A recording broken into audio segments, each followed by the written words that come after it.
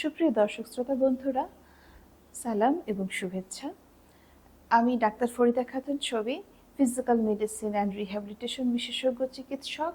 অর্থাৎ আমি কাজ করি পেইন বা ব্যথা, আর্থ্রাইটিস বা বাত, নিউরোলজিক্যাল বা স্নায়ু রোগগুলোর রিহ্যাবিলিটেশন নিয়ে।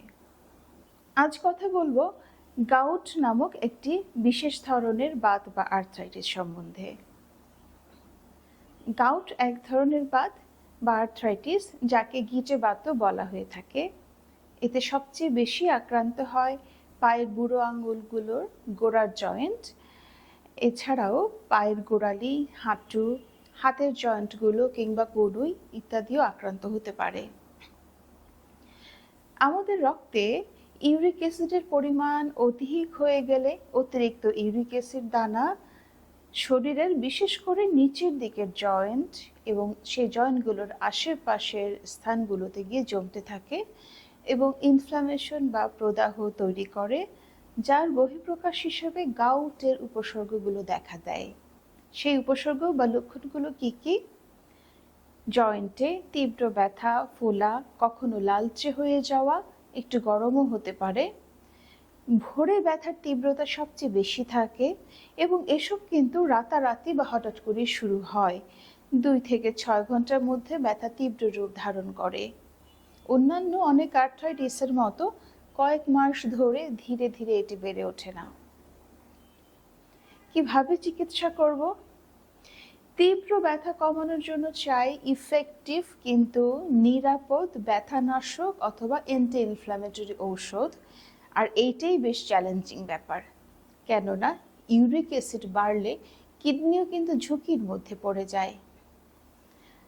ঔষধের পাশাপাশি কোল্ড থেরাপি বা ঠান্ডা সেক নিবেন আক্রান্ত জয়েন্টে। মনে রাখবেন, গাউটে আর্থ্রাইটিস বা গিটে বাতে গরম সেক নিলে তা বেড়ে যাওয়ার ঝুঁকি আরও তৈরি হয়।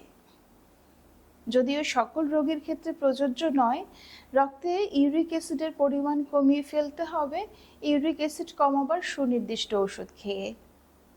এসবের পাশাপাশি ইউরিক অ্যাসিডের উৎপাদন বা তৈরি হওয়াকে বাড়িয়ে দেয় যে সকল খাদ্য, সেগুলো অ্যাভয়েড করবেন। যেমন আমি যদি সহজ করে বলি, গরু, খাসি, মুরগির গিলা, কলিজা, মগজ এবং গরু খাসির মাংস, এক কথায় রেড মিট খাবেন অনেক কম। মসুর ডাল বাদ দিয়ে মুগ ডাল খেতে হবে। পুঁই, পালং শাক, শিম, শিমের বিচি এসব খাওয়া যাবে না।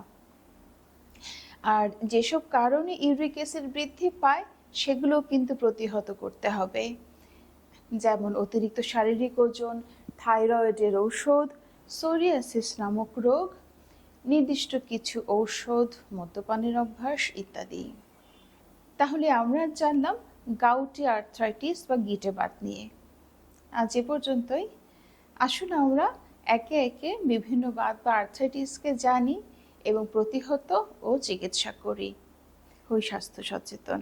ততদিন সঙ্গেই থাকুন, ভালো থাকুন। সবাইকে আবার সালাম এবং শুভেচ্ছা।